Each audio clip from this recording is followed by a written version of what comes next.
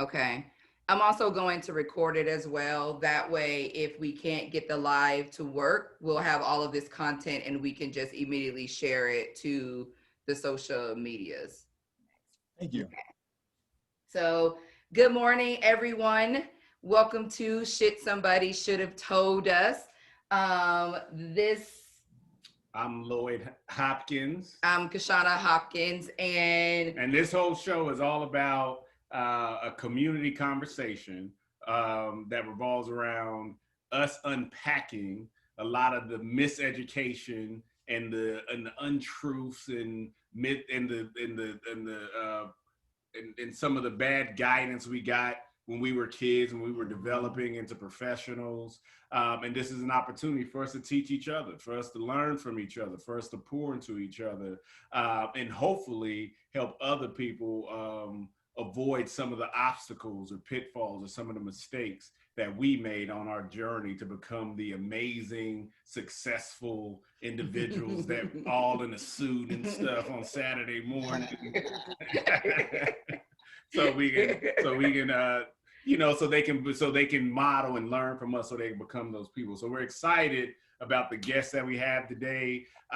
This is not only an opportunity for us to promote some businesses that we love, that we believe in, that we think you all need to know about, but it's an opportunity for us to also to have a conversation about couples working together. Mm-hmm. So y'all see this show every single week. My wife and I, we're both entrepreneurs. She runs a medical billing company. I run a nonprofit organization focused on teacher retention and recruitment. So I'm more on the social side of entrepreneurship. But we both took that leap of faith, stepped out, and betted on ourselves. And that's a journey. That's a journey all in itself. But then it's an additional journey when you're now choosing to work together as a couple. And there have been times that we've looked at each other and we've like, why the hell are we doing? Why the hell are we adding this? Relationships are hard enough. Yes. Why the hell are we adding working together into our relationship? I think there was a time last year, and we're gonna allow you all to introduce yourselves, but there was a time last year where she was helping me with my special events. And because I run a nonprofit, so we have to do a certain amount of charity events every year to raise money and things of that nature. And she loves planning events. She loves have a whole separate event company on the side.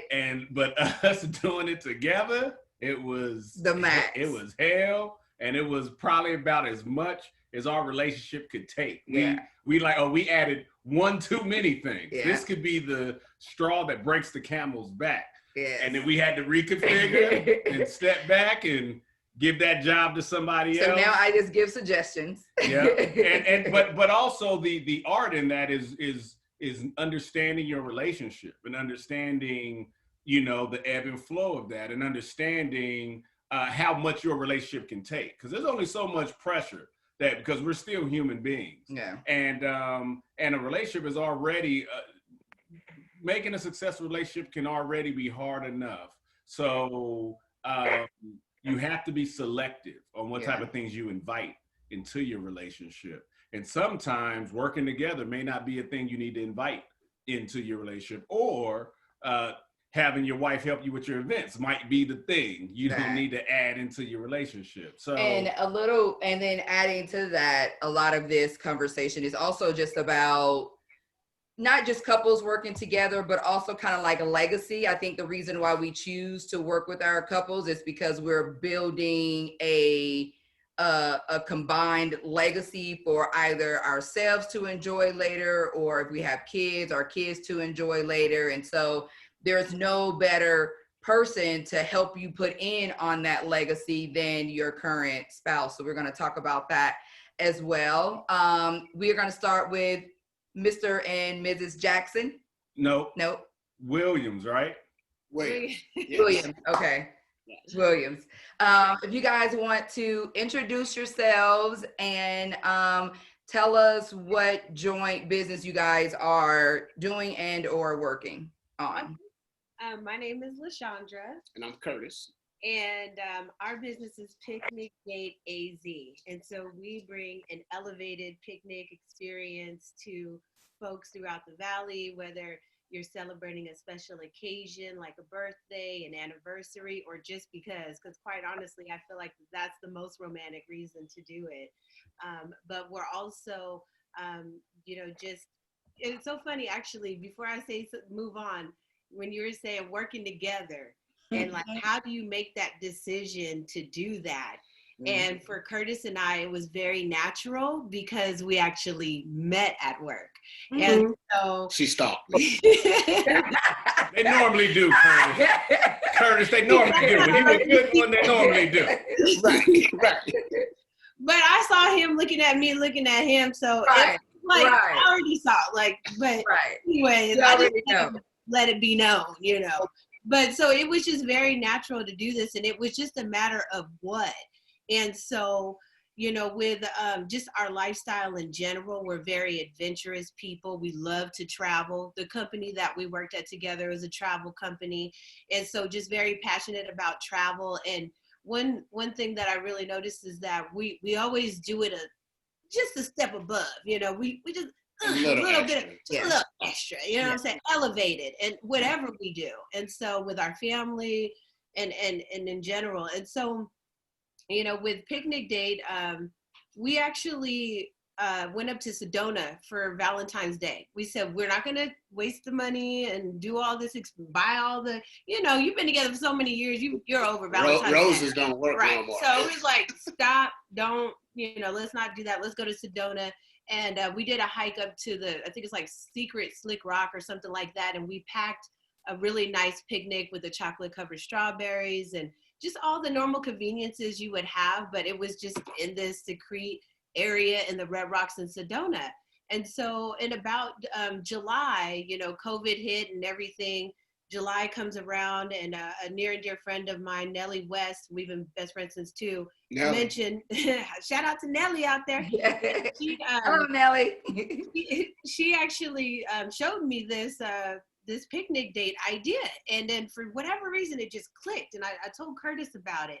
And literally later that day, we were out shopping for curtains. And then we started to see stuff that, I would like that for the picnic date. I would do that for we didn't even call it picnic date back then, for the picnic setup.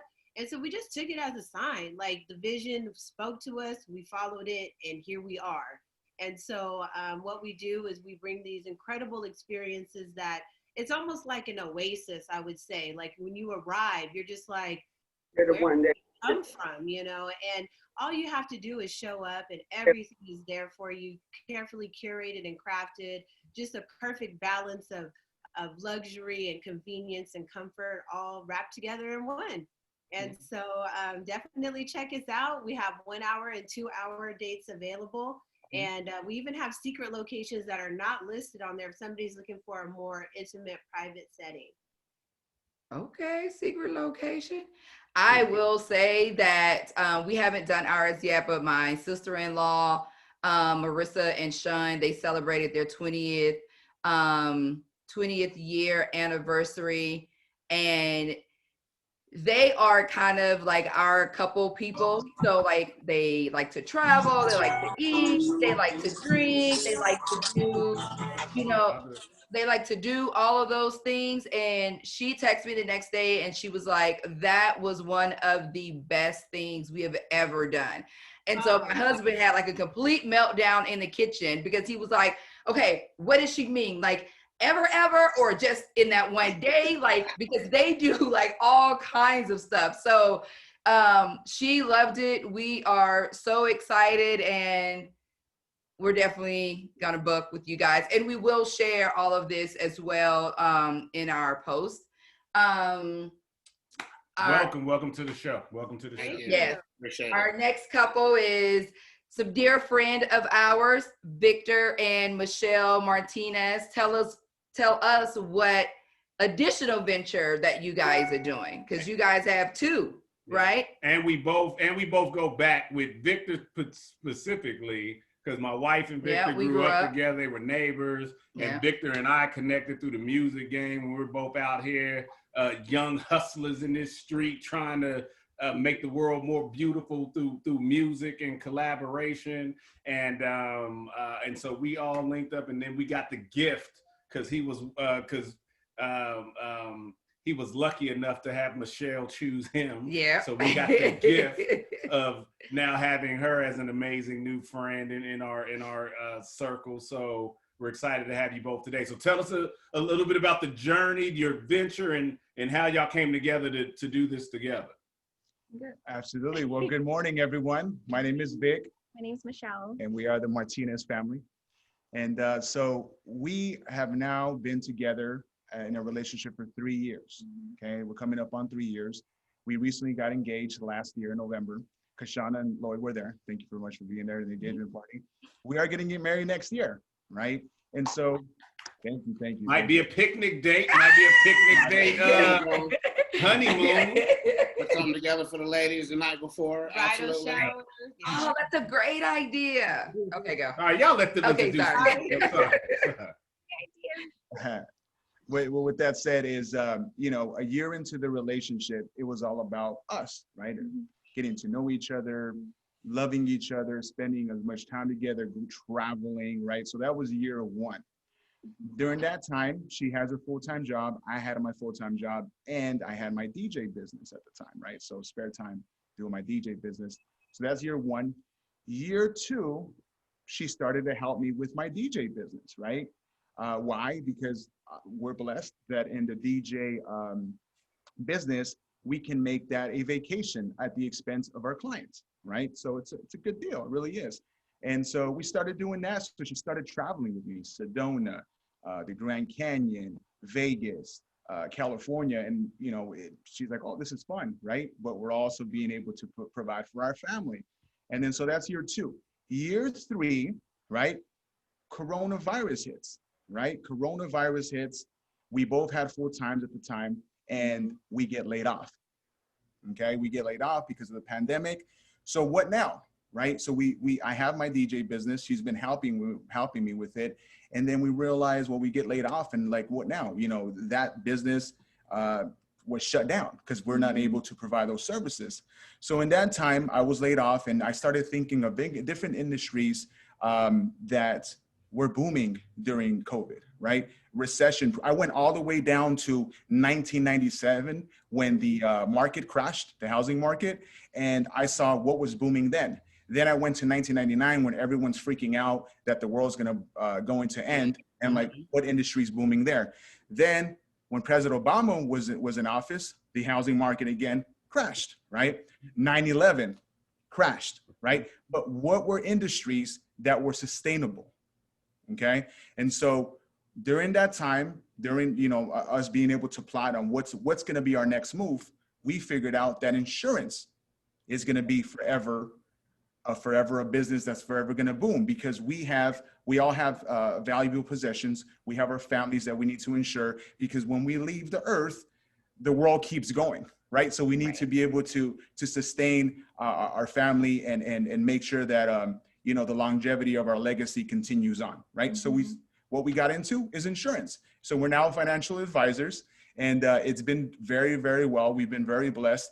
I think the most thing that we really enjoy is knowing that every night we can go to sleep and know that we are helping families with, you know, securing their investments and securing their family assets, you know? So it's been a beautiful, great journey.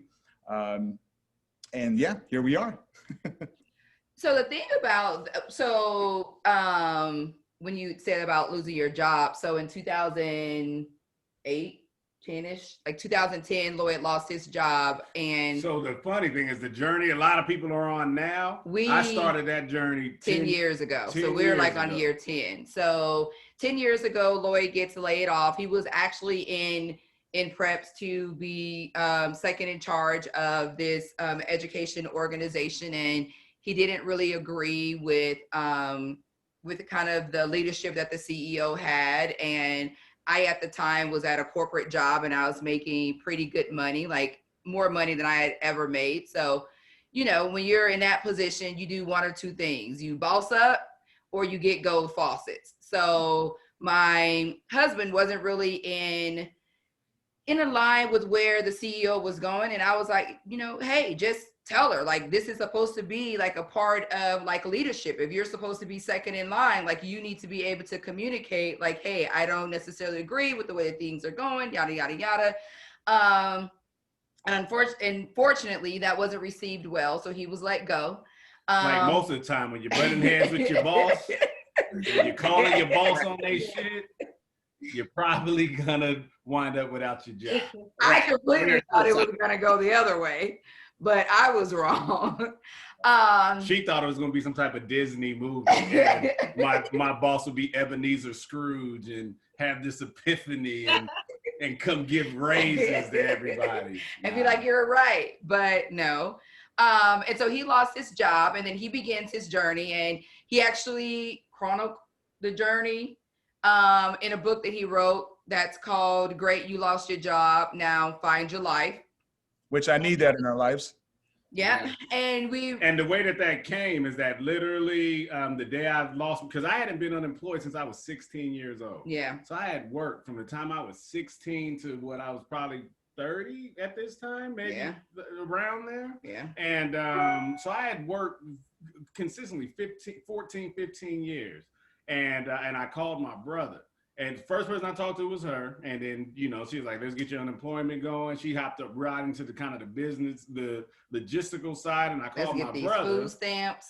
I called my brother and he was like, great, you lost your job, now find your life. And that like hit me like a ton of bricks. Like, because up to that point, I didn't really know what I wanted out of life. I didn't really, like, I was doing a lot of shallow, superficial things. Like what I found about myself, because what happened is through this process, there was a year of unraveling and rediscovering who I am as a man and what I want out of life. And so when he told me that, I was like, man, he's right. Like, I don't know. What is my life? What do I want? I don't want to just go work for another company and you know, and make money, but it's not being fulfilling. I want to do something that I enjoy. I want to do something that I'm passionate about. And I had no idea what any of that was. So him telling me that really sent me on a journey for a full year of inserting myself in things and really trying to discover what I wanted out of life. And I journaled it. And I think that's the first time that, like, because we're young and we come from homes that's not the focus, right? The focus isn't like kind of setting yourself up for future years and legacy and all of those things. And I think that was really our first time that we were even having those discussions in regards to legacy and what we wanted and how we wanted to live our lives and what that looked like or what that could look like. And so that time was very important to us because it put us in the mindset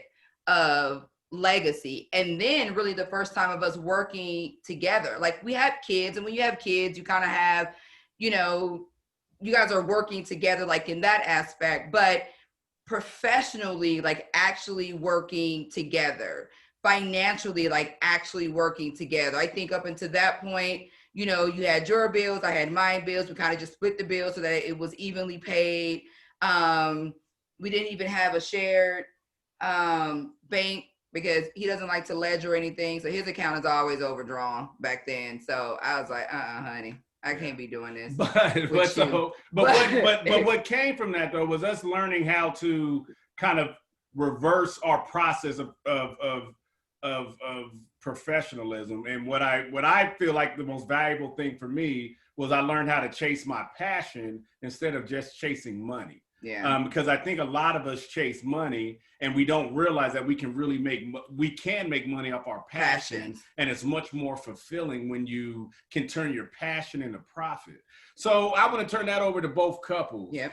Starting with the Williams. If you could talk about maybe a little bit about your upbringing, right? So what was your kind of have your professional goals shifted? What has that journey or that process been like for you and maybe your association with what success looks like, your association with money? Has any of that changed from the time that you were maybe a kid in high school to this point now. Or even just the addition of you guys adding this extra business that you guys enjoy doing. I don't know how much you guys enjoy like your day job, but like what has changed with you guys working together in this arena with an idea that you guys created?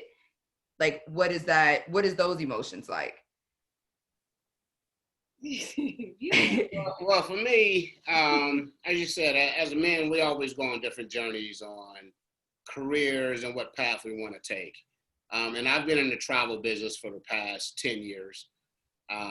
And obviously with COVID hitting, it kind of ceased the whole travel thing. And I was actually a trainer for a pretty big travel company here. I won't mention no names, but training is basically my passion. I like helping people grow. I like people to come in that are having, I don't say like see them in hard times, but when you start a new job, there's a drastic change in your life. And if I'm able to provide knowledge to help people look at things a little bit different and able for them to be able to achieve their dreams, obviously I can go home and feel fulfilled and I feel great about that. But now, you know, we took some time off with the COVID. And like she said, she was talking to her friend Nellie, and taking time off. Let me just say this, mental health is like everything. Super important. And I grew up from Kentucky, you know, in the 70s. And we're not really taught mental health and, hey, how to take care of yourself so you can take care of your others. Yeah. And I think this year was the first time we've actually both took a step back and we was able to do that at the same time. And, you know, when you ain't got to go to work, your wheels is turning. It's like, okay, so what do we do? How do we reinvent ourselves, if you will? And the conversation with a friend with the picnic business, she's like, hey, what do you think about doing this? All right, cool, let's do that. You know what I mean? And it all just kind of went into play. And we've been in a relationship for 7 years, going on 8 years in December. And it's rough. And making a decision to work with each other is like, okay, so who's going to be the boss and who's not going to be the boss? It's always her. It's always she's the boss, obviously. And it's like, okay, can't win for losing, but she's a very, I can say, very intelligent lady, and she knows her book of business. And when you have that vibe and you link with somebody like that, you know, naturally you just follow, or you learn to follow. It might be some pushback and some shove back, but when it's all said and done, we know we're both trying to achieve the same goal, which is to teach our kids to be independent and not have to worry about doing the corporate job. You know what I mean? And knowing that we have so many different talents that we don't tap into. Yes. I think at this point in my age right now, where I'm at is, okay, I need to tap into everything I can while I'm here to be able to do the things I want to do. Because I don't want to be that guy that says, man, I wish I would have did this. I wish I'd have done this with my son or my daughter or my family. You know what I mean? So it's growing. I tell everybody, if you don't learn something new every day, you're not growing and you're cheating yourself. So I learn a lot of stuff from her every single day, hands down. You know, I don't like to admit it all the time. So we're going live, so I'm admitting it to the world, okay? One time. I'm going to say it one time, and that's going to be it. And anytime she questions it, you'll pull up this video. Pull up this video. I said it. No questions. This is no record, okay? But it's fun. With the picnic stuff, you know, it's a good joy. Like you said, it doesn't feel like a job because it allows us to be creative together. You know, I might throw some ideas. She'll be like, nah, that ain't what I'm looking to do. I'll be like, okay. Then she counteracts and say, well, what if we do this instead of that? And it's not like, okay, I'm shooting your idea down, but how can we make it elevated, you know? And like Mr. Bolden was saying at that, how do you decide what you want to get into at this day and age? Yeah. Social distancing is huge, right? Yeah. So we like to say we're going to show you how to distance socially, right? You got your area and it's going to be set up very nice. It's going to be a very intimate experience. And I think it's something that a lot of people have not doing anymore is the PDA. public display of affection. And that's how we kind of got the picnic date Arizona. Yeah. So, you got to love hard while you're here, and you got to learn from one another and other companies and support the small businesses. And being a small business owner now, we really understand the meaning of, hey, support your small businesses, you know what I mean? Yeah. And it's about meeting new couples that have the same intentions that you're trying to do, just trying to grow and do stuff the legitimate way, you know what I mean? And still teach our kids, good credit. Yeah. Pay your bills on time. You know what I mean? Networking And using your voice, obviously, to get the things you need out of life. Because if you never ask, you never get. You got it. And so, go ahead, LaShonda. I would say that our definitely like our, I guess the way that we view success, it definitely drastically changed from the time I was a child. Like I think I kind of would have imagined me being a business owner at some point, but I didn't really see it. But now, like, what's important to us is that legacy that you guys speak of, and actually showing our children instead of just telling our children. We're showing them, and then not only are we able to bring our children along, but we're also able to bring our peers along, and then other people in the community, and support local. So it's just about expanding that influence, the circle of influence.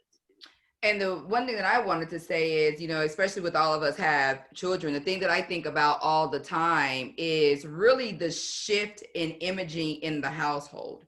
In the 50s, 60s, you would see the father going in, clocking in a job 20, 30 years, same job, being there. And then in this generation, they're seeing entrepreneurs like right in their homes. They're seeing that you can have an idea and try to execute that idea. They're seeing, Postmates and Uber and the Fry Shopper, and you can just really figure out carve out your own life. And they also get to participate in that legacy. My kids, they know how to call on claims. My kids know how to pull EOBs. I'm like, if there's anybody in the world that's benefiting off this business, it's you. You go help. Absolutely. You go learn get the envelope. You go. They got to learn it because, I don't want to work for the rest of my life. I like traveling and, doing other things. So I want to be able to get it established on a good foundation, get it to grow, and pass it on to them. And then let's find another adventure to venture on to is our goal. So, So Martinez, so same question for you all. Has your, because I think this pandemic has impacted all of us, and it's helped us really realize what's real and what's fake, right? When I went through my own journey, the first illusion that was dissolved for me was the illusion of a comfort zone and a safety net. Because I wouldn't leave a job until I had another job. And then what I learned though was that safety net, that comfort zone is just an illusion.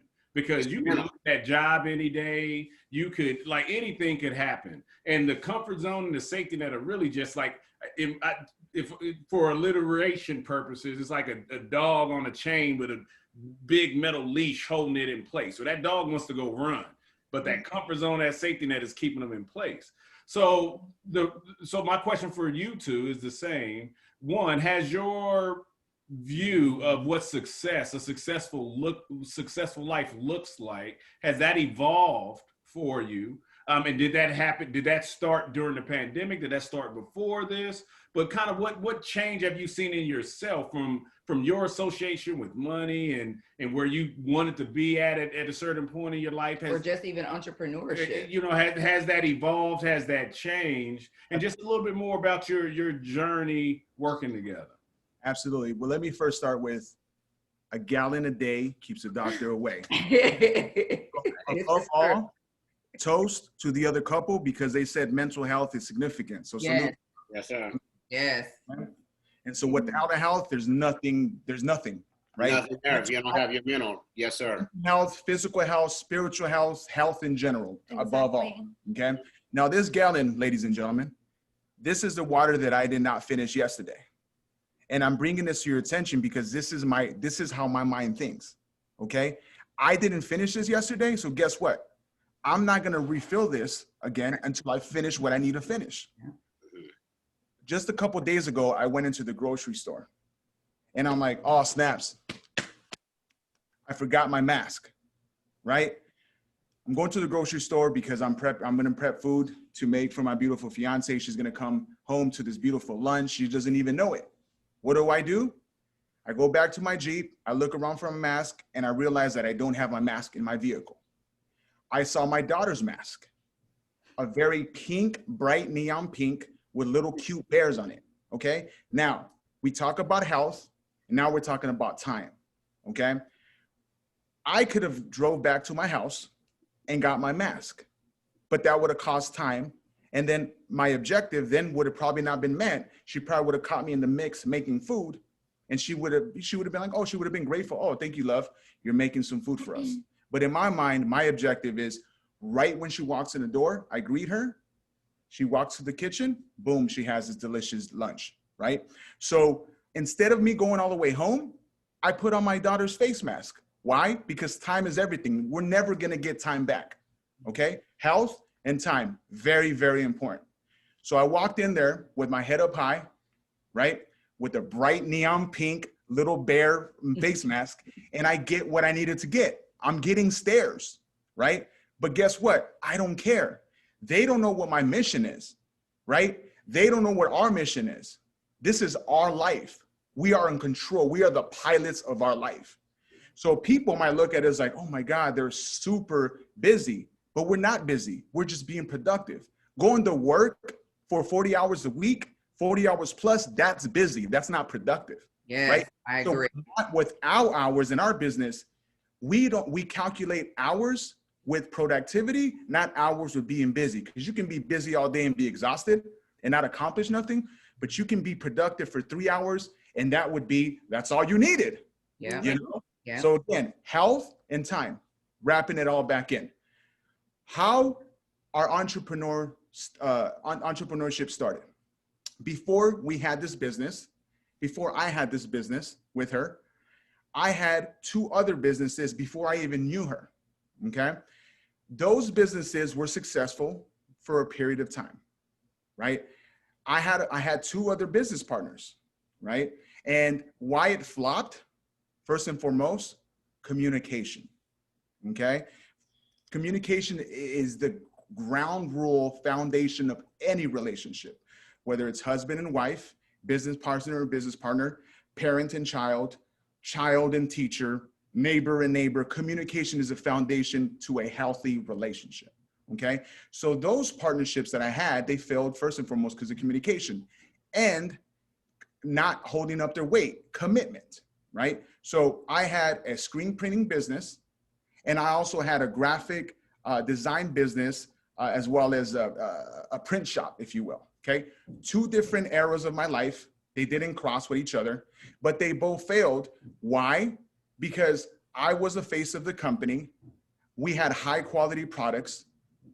Our prices were decent, but my business partner could not commit to the dates that our clients needed our services.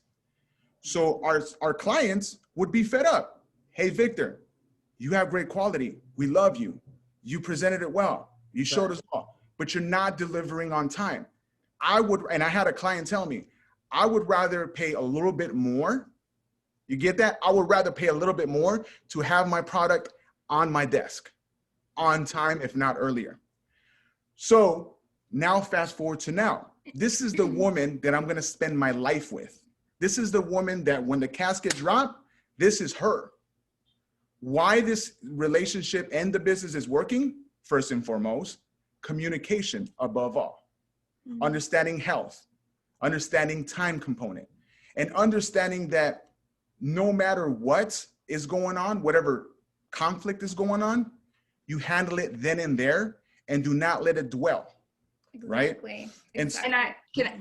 If I can just say one thing, I will say I do love this piece about communication because I feel like with us working together, it has also kind of taught us how to just compromise.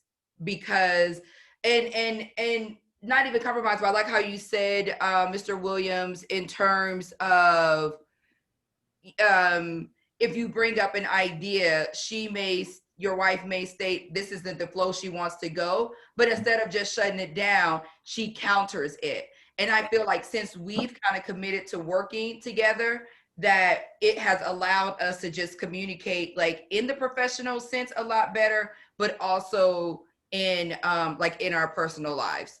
Go ahead. Exactly. And it's like both of us, when we feel like we're lacking one or the other, it's either I correct him and be like, look, I feel like you can do it this way.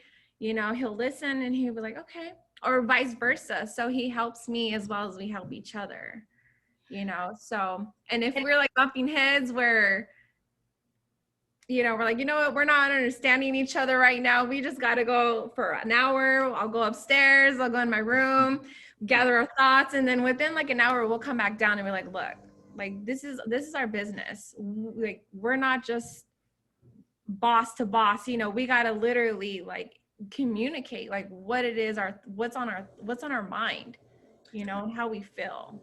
And what I like about these two couples, and the reason why we wanted you guys on, is because you guys represent the totality of a human's life, right? We have this fun aspect of Picnic Dates AZ, where this is the time where people and couples and should take the time to enjoy life. And with the Martinez, you guys are in the financial business. And the reason why we wanted to make sure that you guys came on is because we're huge components of that. You guys know that we talk about going to therapy all the time, but we also talk about finances and the importance of that, and the making sure you have life insurance, and you know, and like I asked, I want you guys to be able to provide us something that we can put online, because I think a lot of times we don't, right? We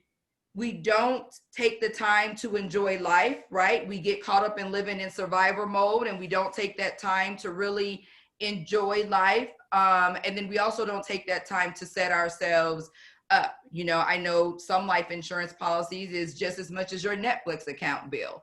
You know, I want you to pay that, because I don't donate to GoFundMe's before I scroll down your Facebook page. And honey, if you talking about all your Jordans and your Louis Vuitton purses and all that stuff, and you got a GoFundMe account for your funeral service, I am not donating. Right. And everybody know that, because you could have paid for some life insurance. And then also just about that financial, when you are an entrepreneur, teaching yourself to put money aside. And that was huge for us, because we were entrepreneurs, and we didn't have a 401k, we didn't have a savings, we didn't have any of that. And putting ourselves in the mind state of, if we make $100, we only make 90, we have to put these $10, away. So I want to ask the Martinez family, if you can kind of explain like why you guys went into this portion of it, and then what do you see, or what information you have for entrepreneurs and just for couples and families, or people period, in terms of financials. And then for the Williams family, how are you guys navigating that? Are you guys, you know, at a place where you guys are thinking about those things? Like what is this financial like journey is? We don't need to say like how much money we're making or anything like that, but just the conversation of, yes, it's on my mind, these are things that I'm thinking about, etc. Absolutely. So who goes first? You go first. That's first. Okay. Awesome. So yes, first and foremost, we, Michelle and I, our parents taught us to be good human beings, right? So we are good human beings. Our parents told us to respect ourselves and respect others, okay? Our parents taught us, hey, graduate high school, go to college, and get a good job to provide for your family. Unfortunately, our parents did not teach us about how America works. And what I mean by that, let's talk about credit in America. Let's talk about budgeting in America. Let's talk about taxes in America. Let's talk about insurance in America. You mean the taxes that only some of us pay $700? $750? You mean them $750 I just want to make sure we're taxes? talking about the same taxes. Okay. Yes. But continue. Because I'm obviously paying different taxes. Absolutely. So there's that component that our family never taught us, that we had to learn on our own, right? And so we can easily go to a different demographic of clients and be able to do better than we're doing now. But we choose not to, because at the end of the day, if we cannot assist our own friends and family first and foremost with the things that their parents did not teach them, we're talking about finances here, then we failed as friends, right? Jay-Z has a quote on one of the GOATs, talking about music here. You know, we are DJs as well, okay? If you are a millionaire, but your friends are not, you're a broke man. And that's not verbatim, right? So we live by that, right? We live by that, and in all aspects of it. We talk about health, spirituality, we talk about wealth. In all aspects, we're broke. Why? Because we do have beautiful and great entrepreneurs, friends like Lloyd and Kashana, but we also have other friends that are just not there yet, you know, but we're not giving up. Why? Because we don't give up on ourselves, and they still mean something to us, right? And so, but at the end of the day, there's only so much education that we can teach someone. There's only so much planning that we can do for someone. At the end of the day, they must have to execute, right? And so coming from, you know, now before the entrepreneurship, I come from a social work background. I was a case manager. I was a high school counselor. I worked in the group home capacity. I worked with Parks and Recreation for many years. All these things were very rewarding, right? But we're not, and it sucks because, you know, like MDTP, $1 Million Teacher Project, right? Teachers are underpaid. When teachers are teaching our youth, when we're at work and they're spending more time with our teachers and in school rather than home, but they're underpaid. That doesn't make sense to me. Social work as well, okay? And so wrapping this around back to now with finances, we choose to do this because we care. We choose to do this because we come from that background, and we are on a mission to help families of our demographics that we come from, because it's not there, you know, and it's sad. But, you know, at the end of the day, we're doing our part.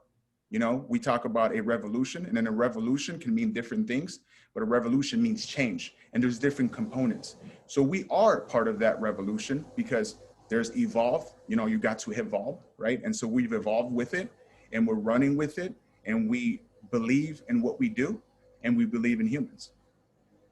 Beautiful. Williams. That's some powerful stuff right there. Right. What is the question? Like in terms of like just finances and entrepreneur, like, do you guys like have planning? Are you guys like making plans? Like, have you guys thought about that? Like just the financial part of like the entrepreneurship part of, you know, your life.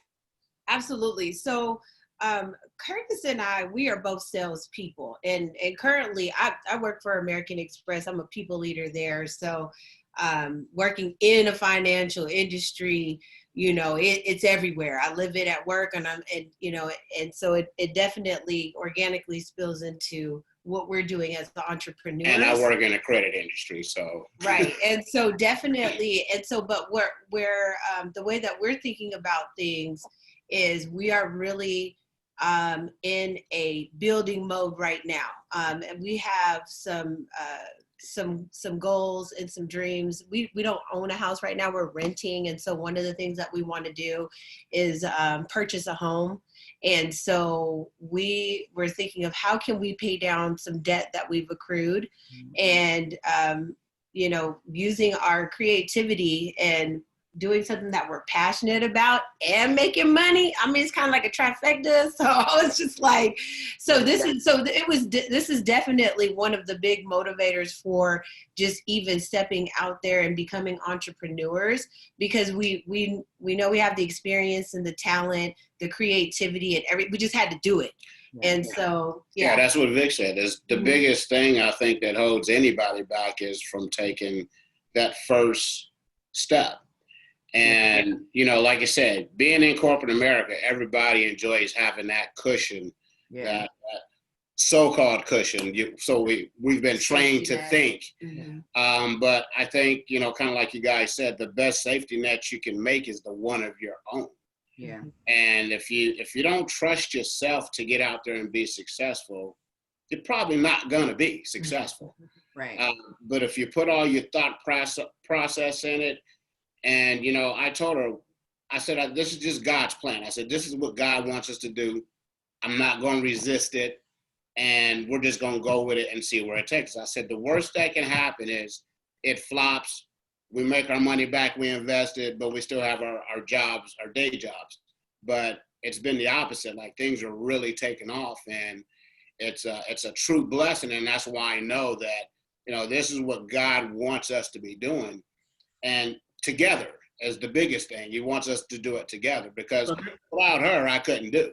Yeah, and so there's a couple things you said in there, man, that I think are spot on. One, I think that that depending on where you're at from a religious standpoint, I believe God blesses your union when you're being true to it, and you're and you're honoring your relationship. I think abundance will flow out of that.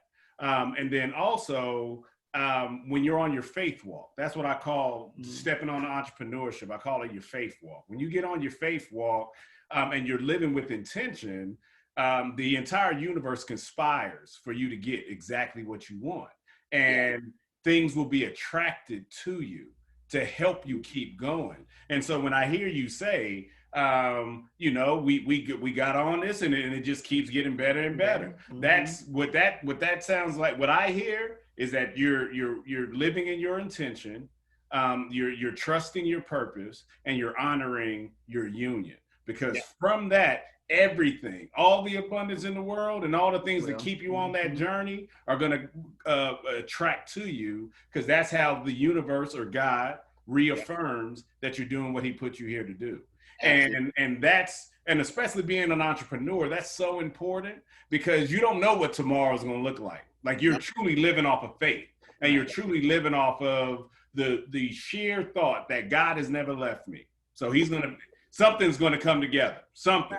And there have been so many instances where something amazing has come that I didn't even expect. So it looks like you got something you want to say along that line. Oh, I mean, and just to kind of to piggyback off of that, I really feel like that just this whole how we got here on this Zoom right now today to meet, you know, the other couples here. Curtis and I were literally just talking about insurance yesterday, beneficiaries and things like that, because you know, we're really trying to get those things in order. So I really feel like, just again, when you keep getting confirmation that you're doing the right things when you get linked up with the right people, because you know, definitely going to be having a conversation with the Martinezes to make sure that we're aligned and that we have our financials and what we have invested properly protected. Yeah. So this is like right on time, you know. And that's the reason why. One other thing, not to cut you off, but one other point with that is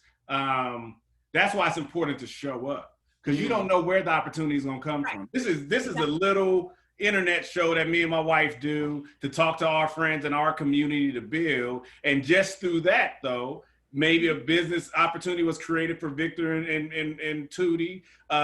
Potentially a business opportunity was connected between them and you for your picnic AZ, and you never know what to expect. So that's why I also think a part of the journey is showing up. And a lot of undervalue any opportunity or any moment, because life is about moments. And so show up. That's the first part of success, is showing up. And that's also the reason why we started the podcast. Is we were 3 years ago, we were in the backyard, and we were on this string of arguments, and I was like in tears, and I was like, I'm tired of, and my exact words is, I'm tired of fucking learning everything the hard way. Like, why in the world does it take me owing $10,000 in taxes for me to be in a position for someone to teach me or tell me what percentage out of $100 do I need to put away so that I don't owe taxes? And that did fuel the shit somebody should have told us. And that's why we've had people on here to talk about trust, setting up trust, plan to start market, financial people, life insurance. We have all kinds of people on here because I am a complete advocate of, honey, I'm not going back to school for no reason at all. I barely did the school that I did. I'm not going back to school, but I am definitely a student. I'm a student of life. And if I can plop myself somewhere around some people who can share some information, I would listen, I will adhere, I will ask questions, and I will educate myself. So that is specifically why this platform was started. And to just go back to the with Victor and saying about our community, and what we do have to honor is that our parents were living in survivor mode. They did not have the time and or luxury to think about what their dreams were, to think about what they were going to leave or give to their kids or solidify in their life, because they were just strictly trying to survive for that moment. And this generation is completely different. And I know it can be discouraging sometimes talking to our friends and our families about the things that we should do, but we should continue to do it, whether they do it or not, because we do need to hear it. And you have to think, you know, other cultures hear it from the time that they're born, which is why they get it. We start hearing it when we're maybe 25, 26 years old. And so we need that same 17, 18 years of that information, that education, for us to hold on to it and then make the necessary changes, because it's hard. I mean, yeah, I didn't want to owe the IRS $10,000, but I also didn't want to put them $10 away either. And so along that line, you know, so my wife, Kashana, she was forced into entrepreneurship. She wasn't an entrepreneur. Well, she was, because she used to sell weed in high school.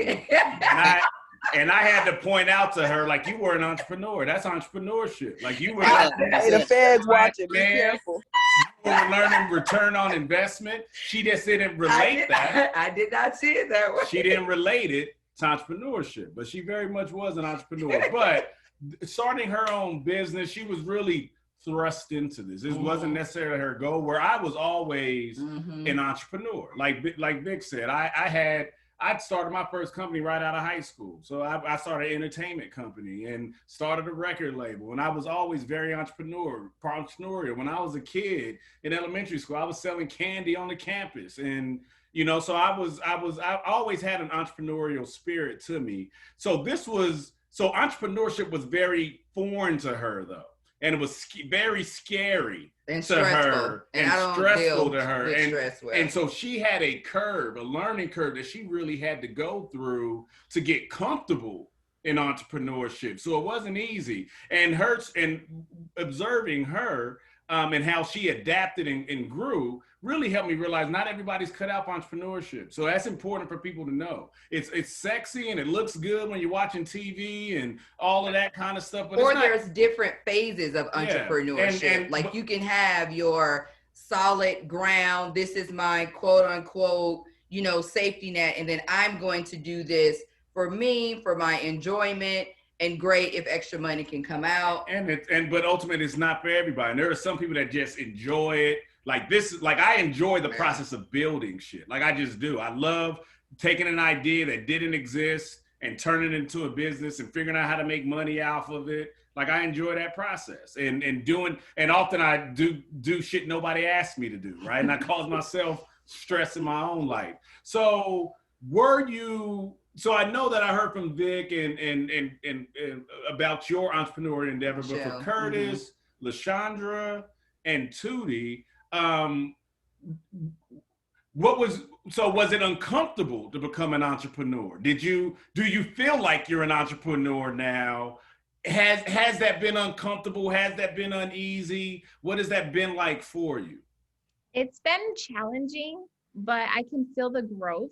And just like Kashana, like, I don't know what to do, So with Victor, him helping me, him guiding me, him showing me, the loops around it, has made me come out of my shell in little bits and pieces. So as you can tell, he like does a lot of talking, so it's like little bits and pieces of me talking and coming out of my shell. It's shown me that I am growing. I am learning. I'm going to become more successful by the day, with each other's words, and for Victor to, show both of us that we can grow in this together. So when I feel if I'm lacking it and I'm like, I don't know, sweetie, I don't know if this is, am I really doing it? And he's like, you're doing it. You're doing a great job. You're becoming better than you were yesterday. So it's definitely been challenging, but I feel that I'm growing in it. And so coming out of my uncomfort zone is definitely what I'm working on for myself. And hold on, to tag on to that, she's my support, right? I'm going to show you the difference in 20 seconds. I was in a very long relationship and I had all these ideas that I have now, and now I'm able to flourish them and use them. In that very long relationship, she told me many times when I'd come home, why can't you just be a regular man, go to work, come home, drink beer, and watch football? Why do you have to come home and tell me about all this other stuff? Why? And that's the difference, that this relationship that I know, this is my soulmate, y'all. Like, I'm gonna live and die with my soulmate. The difference is this partner not only believes in me, but fully trusts me and listens. And guess what? Because she listens and she trusts me, I'm able to flourish. Whereas before, in that relationship that I was in, all these great ideas, oh, that's stupid. Nah, that's not gonna happen. It's just negative. Negative. And so, and I was not, if I life happens, right? Life happens, and there's a reason why we go through this, right? But I would have probably been a millionaire by now, y'all. I really would have, right? And if I would have get the Mariah Carey lawyer and send her a bill and be like, you owe me $2 billion for wasting my time. Yeah. So it's not, and I say this, it's not that if I become a millionaire, I'm already a millionaire. You know what I'm saying? And so with that said, because of who she is, because of her support, because of her trust, this is my earth. You know what I mean? So I plant my seeds and then the earth comes out, right? And then here I am also the sun. You know what I'm saying? So it's a full-on circle with our relationship, and I'm able to flourish because you support me, because you believe in me, because you don't tell me it's a stupid idea. Even if I find out it's a stupid idea, guess what? You still allowed me to do it. You know what I'm saying? And so that's why it's been successful. Whereas my other partnerships in my business did not work because they weren't holding up their end of the bargain and they were full of negativity. Where Michelle Tootie is not that. She's not negative. And she might doubt herself a little bit, but guess what? That's my strength. You know what I'm saying? So we talk in this household, there is no such thing as the word W, and I'm gonna say it, weakness. There's no such thing as, no, don't even say it loud. There's strength and lesser strength. Because once we categorize our lesser strength to that W word, we fed that and it's grown. So no, we have strengths and we have lesser strengths. And so we bounce that away. I have lesser strengths, but my lesser strengths, she can help me with that. And her lesser strengths, I help her with that. So we keep bouncing on. Yeah. And especially with the insurance, because he's more, he learned this so quickly. Unlike me, I'm a slow learner. So I pick up with him on his, like him being my trainer, you know, us being each other's trainer. So it really guides me. It really guides me. And that's, you know, and that's the iron sharpens iron, even in your relationship. So Williams is, because I know so your entrepreneurial journey started, it sounds like, as a result of the pandemic. But again, it can be a very uncomfortable thing. And I know that you're still evolving and developing in that arena. Has it been uncomfortable, or have you been like a fish in water and this is what I should have been doing the whole time? Well, I wouldn't say uncomfortable, because we both adapt very well to whatever situation we're handed. It's been a learning process, no doubt. This lady right here has put in countless hours with websites and figuring out how to do everything, and it's just basically all on her own. So I give her mad props. And you know, you said something that is important, Vic. You know, the support, and the key word you said was trust, right? So if I can't trust her to make a good decision for our company and our kids and our family, then we probably shouldn't be together. But I trust her 100%. It's scary at times because we don't know if we're doing the right thing or the wrong thing. And if something happens while we have clients, it's like, okay, we panic, but then we sit back and say, okay, well, let's not panic. Let's figure out how we can fix the situation and grow from that situation. And next time we can now have a plan set for that from that point forward. So it's a lot of learning as we go with this particular business, because it's not a lot of people out there that's doing this business right now. And it's fun for me. But the one thing I think I'm really comfortable with being an entrepreneur is I've realized I don't like working for other people. Yeah. When we had to go back to work, we did not want to go back to work from being, you know, taking the time away. And we had just started to get this and we are getting ready to launch. We actually like launched at the same time we went back. And so it was like, man, I just want to do this. And so that's kind of what's driving us to really just, you know, get this business off of the ground. But for me, one of the things that just really made, you know, us to just kind of jump into entrepreneurship is I was already doing this stuff for somebody else, you know, and doing work. And I'm like, if I could sit here and put, you know, run a $600 million project for, you know, this corporation, why am I not doing that for myself? Like, I'm getting underpaid here, you know? And so I said, I'm a very task-oriented person.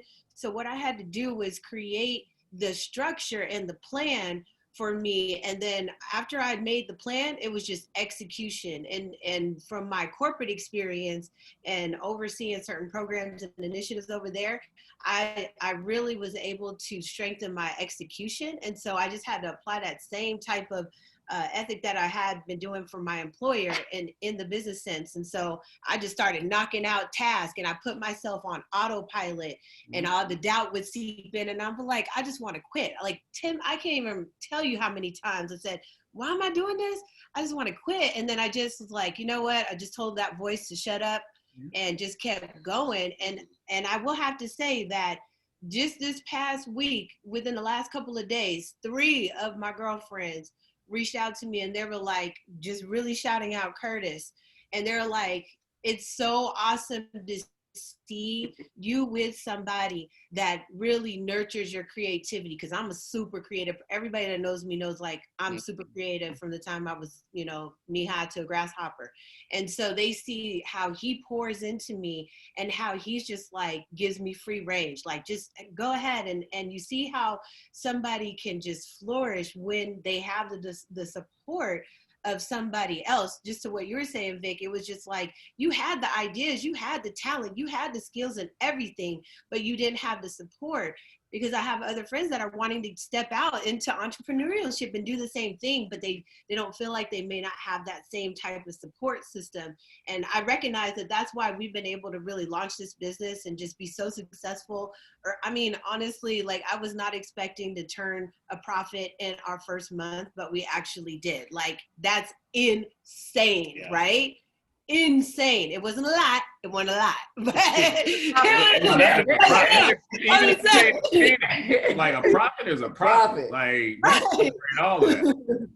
Right. So, you know, it just was a matter of I just needed to do it, and enough was enough. I was like, wait a second, I'm doing all this for the corporate. I said, we got to do this for ourselves, and that was really the light bulb. And so, you know, for me, you know, fear, false evidence appearing real.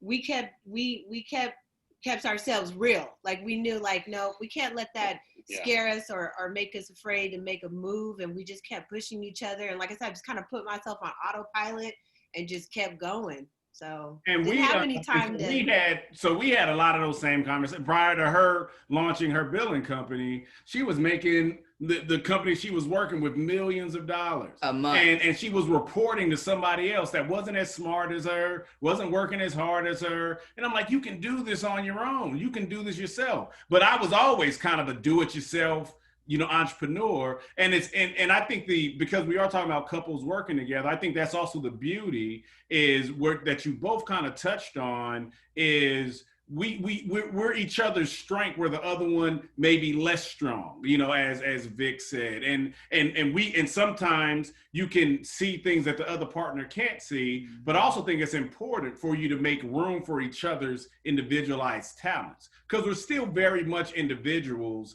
inside of this, but really being able to enhance and highlight that person's strength and us being able to balance that off of each other is super important.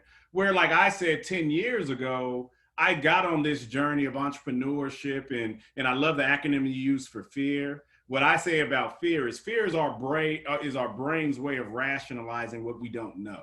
Anytime you don't know something or you don't understand, your first instinct is to fear it. You know, so you got to put that in its proper place. So I started that journey 10 years ago. Where my wife started 20 years ago was getting in alignment with her happiness. Oh yeah. And at that, because when we first got together, like, so he would not quit a job. So she wouldn't, like, she literally wouldn't keep a job, right? Like if she wasn't happy, you can chime in. Okay. So if she wasn't happy, she would like quit the job.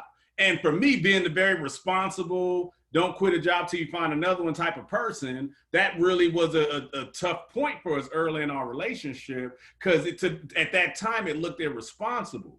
But now 20 years later, I'm like, no, she was really just always in tune with her happiness. She was just always in tune with not settling for an environment that wasn't lifting her up, that wasn't filling her up. But again, the shit somebody should have told you, there was nobody there to help me understand that. Because I was raised in a single mother household. I saw my mom grind, and I was told, and I was working for the city, and the information I got from my grandfather was, you don't never leave the city, because you got a city job, you can just switch departments. Like, you don't ever have to leave. So that the whole concept of not having a job, walking on faith, and it's stuff that didn't come to me later. And those are things that she was already doing naturally. Because right? I would tell them, I'm going to lunch and I'm not coming back. Which is crazy. But then years later, when I lost my job, right, and I started my journey through entrepreneurship, and she chose to quit. So I had lost my job. I'm starting my journey. No, but tell them why I chose to quit. I am. And then she also chose to quit, and because she wanted to start her journey. Because so what it was for us is there's also still a level of competitiveness. So she was going to work making somebody else money every day. And he was learning how to scuba dive. And I was scuba diving, and I was trying to find myself. So I was out living, and she was going to work every day. Like, I was like, hell no, this motherfucker ain't about to be out here living, and I'm in here making somebody else money. So she quits. We go both be trying to figure this out. So she quits her job, and again, insane. She quits her job in the middle of this, and we drain our bank account, our savings, and we take the kids to Disneyland for a week. So you're thinking, like, this is the moment we should be digging into that fear and we should be digging into the comfort zone. We went into our walk of faith with reckless abandon. We're like, no, we're about to, like, we're gonna double down, and we're gonna bet on us, and we're gonna believe in our ability to make something happen. Because what I believe is that innately we're survivors. That if you put yourself in a position that you have to survive, you're gonna figure it out. And if you put yourself in a position that your business has to thrive, that your business has to turn an income, or else you're gonna starve, you're gonna freaking figure out how to make money doing what you do, you know. But because we're survivors. So one of the last questions I have for you all is, so now, because again, we're talking about couples working together, and it looks like you, the women, you all have strong men, right? And because I'm an alpha male, and also I feel like my wife is an alpha, right? So we're two alphas, and at times that leads to us butting heads, right? Because also a part of our journey is how I feel like I built her trust. Is that there were many instances in our 20-year relationship where she was able to sit and witness me manifesting, you know, because even though she would quit a job, she would go find another one. Yeah. She still wasn't. She wasn't really dug into what I wanted to do, my purpose, and creating your own income. Yeah, you know, like there was still that tie to I need to have a job, and she saw me manifest in so many ways in our relationship, the things that I wanted, and me having my own relationship with God. It's not based on a church or anything like that. So that really helped build her trust. Because sometimes we would go through those moments that me dreaming so big was scary to her. It was scary because I'm like what Vic was saying. Like I'm currently trying to change education. Like that's just to let you know how big I think. Like that's like. Nationally, internationally, I want to fix the education system.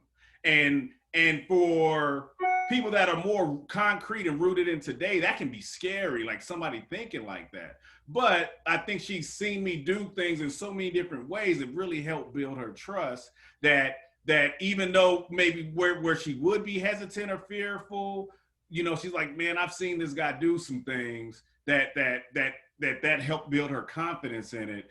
And so, but with that, she's still strong and kind of can be set in her ways. I can be set in my ways. A conversation we had when we got into position of those potential dream crushing conversations, especially when I was doing music, we had to have a conversation. I had to let her know, like, you don't want to be the reason I quit, because if you're the reason, I'm going to forever resent you, you know, and then you're going to become the source of my dissatisfaction. You're going to, even though that's not her, but she would become the object of that, right? So we made a decision early on not to stand in each other's way. And we're going to do our best to try to support each other in whatever wild shit we want to try to do. So, but with that, we're still two strong people. So I want to hear from the men first about how do you check your ego working with a strong woman, right? Because you got to put it in its place, because especially when you're dealing with an entrepreneur, you're not dealing with a woman that just wants to stay at home and cook. You know, you know, they have ideas and they have things they want to do. How do you check your ego and allow yourself to be led? And women, how do you manage your man's ego so you can still make sure he feels like a man and well, you're supposed to put your hands on me, like he feels like a man and your man and this is what we need. This is like the physical example of what it needs to look like. So how do you manage to kind of work with that and make sure he feels a part of it, and because men can have a very fragile ego. We can have fragile egos. So how do you manage that? So first, men, how do you check your ego to make room for your significant other? And then women, how do you manage your man's ego? But then also, how do you check your ego? Because what I've learned from her is y'all can have egos too. So how do you manage those? I don't even know how offended I am right now. Personally, I don't know if managing is the correct word. You know, and she's a Sagittarius. So two natural leaders trying to lead on one journey is difficult. I have to say, sometimes if I feel real strong in whatever the situation is, I'm going to stick to my guns. And I might be wrong. 99% of the time, I'm wrong, but it's hard to admit it. No, not 99% Because of the time. here's the thing about it. We'll go through our thing, and it's back and forth. And like you said, man, it's being in a relationship and working is really hard because you have to separate personal opinion from work opinion. And sometimes that gets intertwined, okay? And then it's like, how do we untwine that so we can say, okay, well, this is what I was really talking about, and this is what I meant by that. And it goes back to Vic, communication is key. So I think now for me, more or less, it's how do I communicate better with her so my message doesn't come across shitty, if you will, or bossy, if you will. And I can't contain her, and she can't contain me. It's self-containment, if you will. It's like Michael Jordan. You can't control him. You can only hope to contain him. You just gotta put a mental block on certain things because she has her opinion and she's gonna stick to that opinion. And I've learned to say, okay, it's choosing your battles wisely. So I've learned to be quiet for the most part. No. She don't believe it, but here's the thing about it. She's a very strong personality, and that's what I love about her. I love her strength. I love how she's not going to take the back seat to nothing that anybody says. I don't care who you are, what you do. She's going to let you know how you feel. And I'm the same way. I don't hold my tongue. And maybe that's my problem. I don't hold my tongue too well. But it's a learning process for me just personally with ego because I like to always think I'm right. And I always like to think my way is the best way. But it's not. And I'm really adapting with saying, okay, Curtis, let her take the wheel on some of these situations. And, I sit back and I drive, you know what I mean? So how do you handle it? Victor. No, let's talk. Okay. The wife. And then okay. we'll move to the Martinez. Okay. I'm sorry. We're just two big personalities. Like, he wants to be the center of attention and I'm the life of the party. And that's like in everything, at work, family, friends, whatever. We're the people that people just come up and tell their life story to, like, literally. And it's just, so it's like these two supernovas and how do we work together? Because there's a lot of head butting. And actually, when we were listening to the debate the other day, I was like, is that what we sound like sometimes when we're going at it? Yeah. And I mean, I think that permanently made us not ever argue like that ever. It thinks I never want to sound like Trump and Biden. Exactly what I said. I said, man, that's what we must sound like when we're arguing right there. I was like, I feel bad for our kids. And like, I just feel like we've been just doing a disservice to the household when we go into these, like, headbutts about nothing. Like, you said that mean. I didn't like the way you said that. Didn't do it. Be about nothing. Like, be about nothing. Like, I didn't like your tone, like, what are we really talking about here? Are we doing call listening and your inflection on the call wasn't very empathetic, sir? Like, come on, like, what are we talking about here? So, but, we go there. But what I learned is it's going to happen. That's his personality. That's my personality. How quickly can we recover and bounce back and get back to making money and being productive? This is going to happen. And, with time, we're going to get older. We're going to learn how to communicate better. And for me, I try to learn every time something happens. I'm like, how did we get here? And I actually analyze myself and like, okay, next time I need to communicate better or even communicate at all. Because sometimes I just think that he's a mind reader. And then I'm just mad for nothing. So I go back and I analyze my own behaviors. But our son is a iRacer. iRacing is a racing simulation, and this kid double nickels. He's going to be the next racing sensation, and so that's another podcast topic right there. But one of his mentors said that racing is all about how quickly you can react. And I feel like that was like a big epiphany. And then how can you set yourself up to be in the best position to react? And the quicker you can react and recover, then the better you are in the race. And so that's just kind of how I think about it. All right, we had it out, build the bridge, get over it. Let's get on. We got money to make. Like, let's just go. Like, so that's just kind of how I you say focused on the prize. You give yourself some grace to have some disagreement, but you bring it back to the prize. Yeah, you have to circle back to what's all important. Yeah. And life is really short. Okay. And you got to look at, do you want to spend your last time, your last hours with whomever you're with on this earth, whether it's your loved one, your kids? Do you want to be arguing about something, or do you want to be solving a problem that's going to be effective for years to come? And that's why, I preach credit to my kids all day long, being in the credit industry. And everything is a lesson. And back to what you said, these are things that we weren't taught growing up. I grew up in the 70s, and, like you said, it's find you a good job, take care of your bills, take care of your family, and that's it. And nowadays it's like, no, don't go work for nobody. I tell my kids, all of our kids have started some sort of business. My son's 15. He's got a little wood burning business that he does, plaques and all kind of different things. Our daughter Mayumi, she does makes logos for businesses and things like that. So we have a household of talent. And while these kids are young, our job is to exploit them to know that they can use their talents to go work for themselves, to build whatever industry they want to build.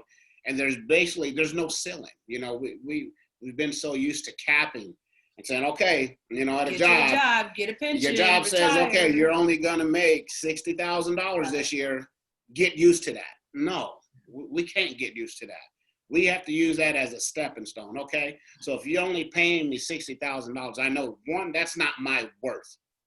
I teach our kids, know your worth. And you can't pay me a dollar figure right now to tell you what my worth is. So right now, we got to go out and get our worth as our thought process of how we're attaining and going about being entrepreneurs. That's amazing. That's amazing. Vic and Tootie, are you guys... so if you could talk a little bit about, and we'll get ready to wrap up here with you all.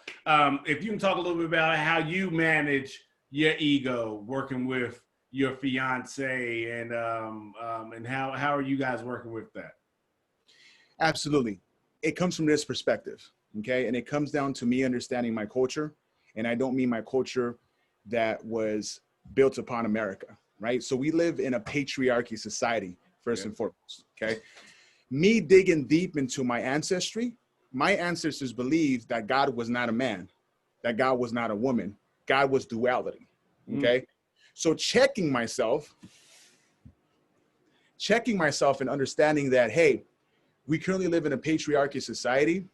Look where we have been. Look what America has done to humans, to earth, to creatures from a patriarchy standpoint. So I check myself and understand that there's a duality, right? Even the duality in the structure of ourselves. There's inhaling and there's exhaling. There's 2 ears, right? There's 2 eyes, duality. There's woman and there's man, okay? So the duality behind that, I check myself, right? Because without the woman, there would not be a man. And without the man, there would not be a woman, right? So ultimately, how I check myself is understanding my indigenous culture, understanding our makeup, understanding our thought process, even our brains. Our brain is left and right, right? So me checking myself and understanding that is how I check my ego, right? As much as I love to speak, I actually enjoy more listening than I be able to speak, because what I speak is what I've learned, right? And so the more I speak, the less I learn. The more I listen, the more I can speak. And so that's how I can check my ego. Fantastic.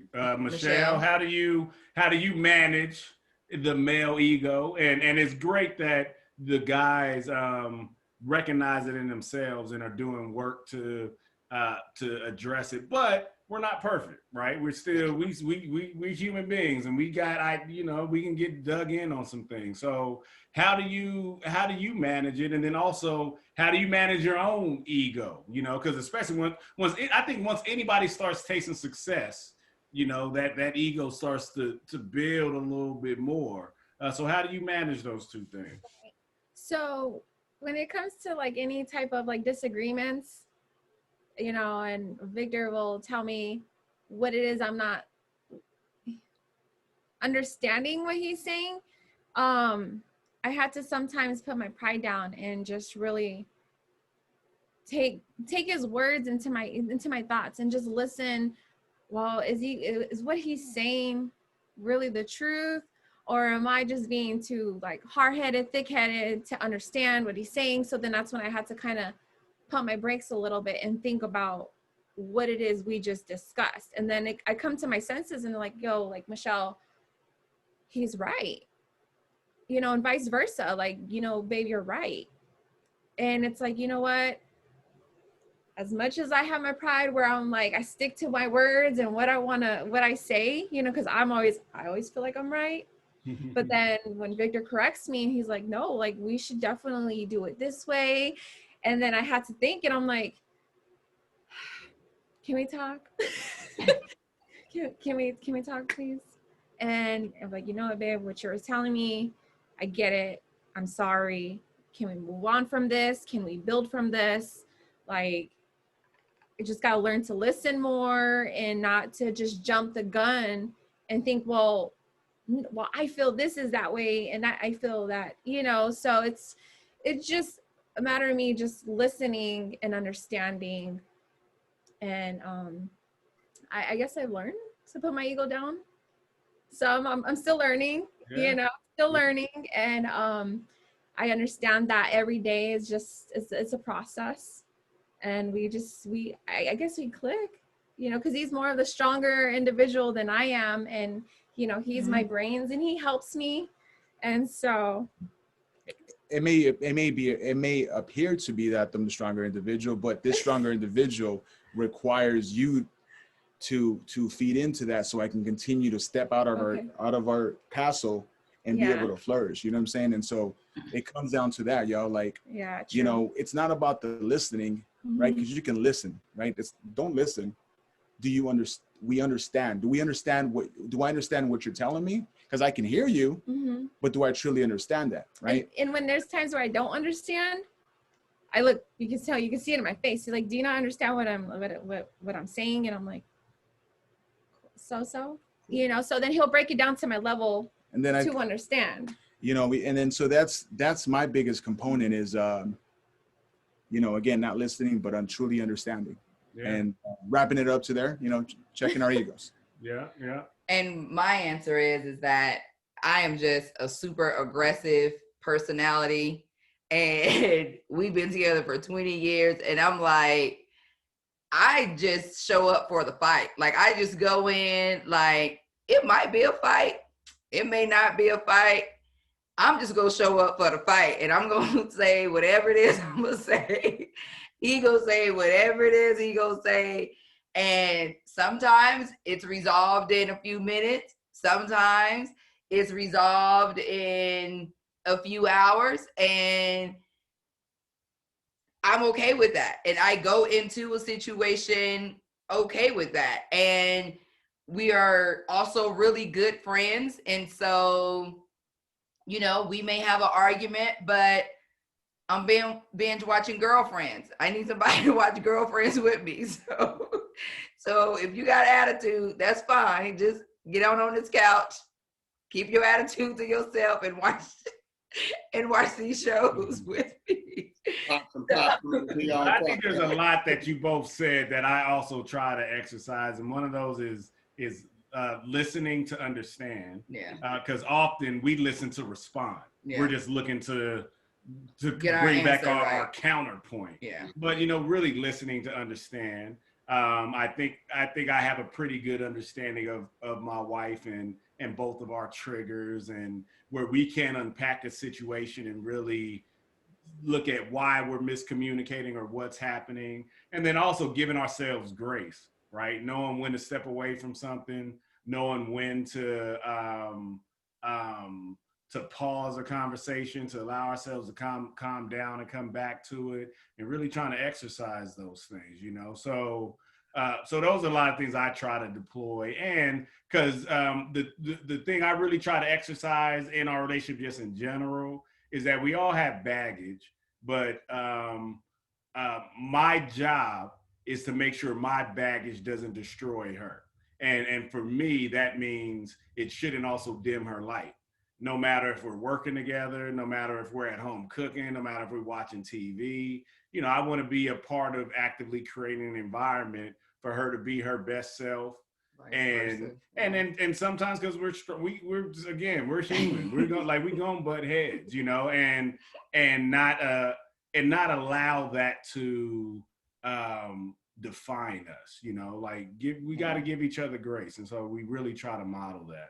I think this has been an amazing conversation. Yes. I think this is one of our longer conversations. Yes. But it's good, like couples pouring into each other. Yes. I think you're both giving your kids a tremendous gift. Yes. Because I think it's important for kids to see their parents actually working together, because to have that example, right? Yes. You're giving your kids that example of how a couple works together. You're giving your kids that example of believing in their dreams, of believing that they can follow their passion, and believing they can do anything. Because our kids' belief system starts at home. Yeah. And whether they say it or they acknowledge it to you or not, what they believe they can be, or what they believe they're going to turn into, starts with us, you know, and starts with the example that you're setting. So you're giving your kids a tremendous gift, you know. So if your kids haven't thanked you for it, I'm gonna thank you on their behalf. Yes. Thank you for the example that you're setting for your kids. So we are so very grateful to have you guys on. We will save this down. We would share it to our social media. If we do not have your contact information, please email me your contact information. We'll put it on the resource page. Oh, yeah. Have you both done the resource page on the website? No, we can definitely get on that. And then before we go, we have to shout out our other business partner. Not the business partner. It's Curtis's brother and my sister and his sister. The Wonder Bucket. Nice. Oh, I like those. Okay. Put us down for a set. Put us down for a set of those. Yes.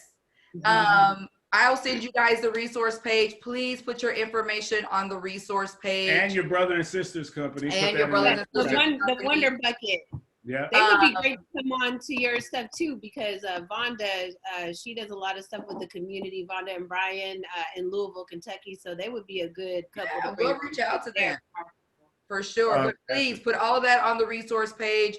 We will create campaigns just around that resource page so that everyone can have your information. We'll do the blast.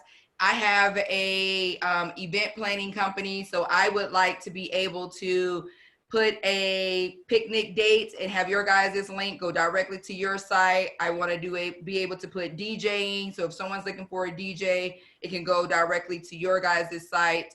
But we are so grateful that you guys have taken the time this morning to spend with us. Shout out your businesses. Yes, so first please. We'll start with the Martinez's. Tell people how to find you. What services they can contact you for, and your social media pages. Sure. Before we give a shout out to our contacts so people can contact us, we're talking about a partnership. You guys experience right now, I don't know if you know this, but you've seen that our scenery changed. Okay. So we're actually getting some work done in our home, and it was loud, right? And so we moved from one side of our house to another, and it was still loud, right? And we're listening to y'all, and then Michelle's like, hey babe, it's too loud. They're not gonna be able to hear us. You can't see that. And I'm like, okay. I'm ignoring her, right? Because I'm like, are they gonna put the camera on us yet? And so it took her 3 times, and I'm like, you know what? Nope.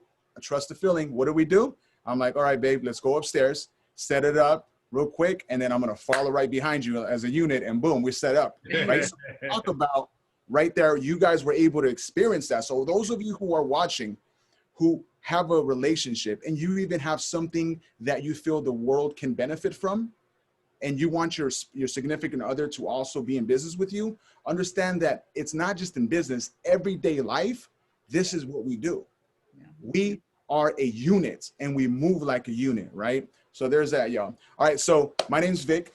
My name's Michelle. We are the Martinezes. We are financial advisors. We help you and your family become financially not only successful, but financially responsible if and in fact, it's not when you die.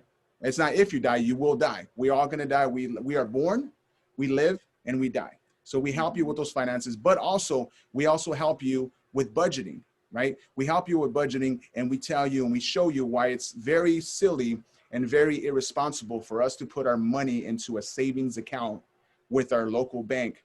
Because when we use our bank and we put our money in that savings account, we have a dividend and we all see it. We look at our bill. Oh, that's cool. We got 10 cents from our bank, right? And that's fine and dandy because you just made a 10-cent profit. Well, let's go ahead and teach you how to make a 10,000 profit. Let's teach you how to make a $500,000.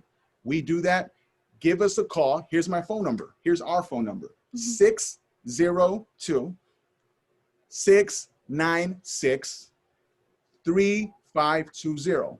602-696-3520. Thank you. Thank you. All right, William, how can they find you, contact you, and what services do they get at you for? Yes, you can find us at www.picnicdateaz.com or on our social media, Picnic Date AZ on Instagram and Facebook. And definitely come check us out because the weather is finally breaking and it's the perfect time to take advantage of the picnic date experience. It's an elevated picnic experience brought to you through locations throughout the valley. And yep, you're also going to be able to enjoy local artisans that are going to be, we're going to be bringing charcuterie boards and grazing boards to you to enjoy during your picnic date. The decor, the ambiance is just going to basically transport you to another place, and you'll be able to distance socially. And so whether it's a special occasion, a birthday, anniversary, or just because, as I mentioned earlier, just because is the most romantic reason to do this, come check us out and you'll enjoy the time that you have with us. Number is 602-732-2825. Perfect. We appreciate you guys. Thank you. Yeah, No, thank you guys. We'll get this all together. I just went through, liked your pages. We'll make sure that we tag you guys in it as well. And then, so we always end the show with a takeaway. So it's shit somebody should have told us.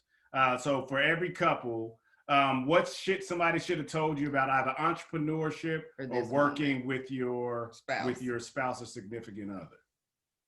What's a bit of advice, something that you wish you would have known prior to this? What's a bit of game that you wish somebody would have gave you that now we can give to somebody else that might be thinking about going on this journey? I'm going to say this, if your spouse does, you got to have that support from your spouse to be successful. And, you have to just trust, bottom line. You got to trust the one you're in business with, the one you love. And those are the most two important elements that's going to keep you motoring forward to become successful. And know that there's going to be pitfalls. There's going to be obstacles. There's going to be those arguments. And it's about how you regroup from those little minor things that's going to continue to prepare you forward to your success. So, stay true to yourself and your relationship first and foremost. And, put the energy you put in your love into your business, and that just comes out to be a good recipe. I would say that it's not a competition between us. Because when we were really bumping heads, like especially in the beginning, it was almost like a competition. I remember when he was like, oh, I just DM'd 900 people and I got 100 likes on the page. And I'm like, okay. So then I was like, oh, I'm going to go do, a TikTok post and I'm going to get 500 views, So it was like it was almost like we were competing. I mean, it was kind of healthy though at the same time, but we did have to realize we're on the same team. Yeah. we are on the same team. So when we have these like headbutts, remember that we're on the same team. We're going for the same goal. And so just, you got to bring yourself back to that's my main tip. Cause that didn't hit me until like halfway. I'm like, we're on the same team and we all we got. Yeah. So Yeah. just remember that. Thank you. Thank you. We have a formula, and here's a simple, very simple formula. Educate ourselves, implement what we educate ourselves in, and then execute, and then repeat. Educate, implement, execute, repeat. Educate, implement, execute, repeat. If you use that formula in any aspect of your life, health, business, spirituality, hobby, educate, implement, execute, repeat, you'll be successful. Simple as that. I like it. I like it. For me, I think an important thing, especially if we're talking about couples working together, a reoccurring theme in here is communication. You know, and I think the best way to exercise communication is you got to listen to understand, not listen to respond. Yeah. My shit somebody should have told us would be continue to just show up. You never know. You never know what conversation is going to lead you to an action, what action is going to lead you to something else. So to definitely show up. Yeah. Thank you. Thank you guys all. so We're gonna very be, much. We'll see the Martinez's. We'll see you soon. Williams, we'll see you soon as well. Make sure Yeah. we're gonna send you the resource link. Yeah. So please put your brother's company in there too, because we want to get some of those cups. Yeah. And I look forward to patronizing your businesses soon. Yes. Absolutely. Thank you guys so much. Thank you, guys. Appreciate it. Your Nice weekend. meeting you guys. Be blessed. Bye. You gotta do. Thank you. Thank All you. right. All right, y'all. Much love.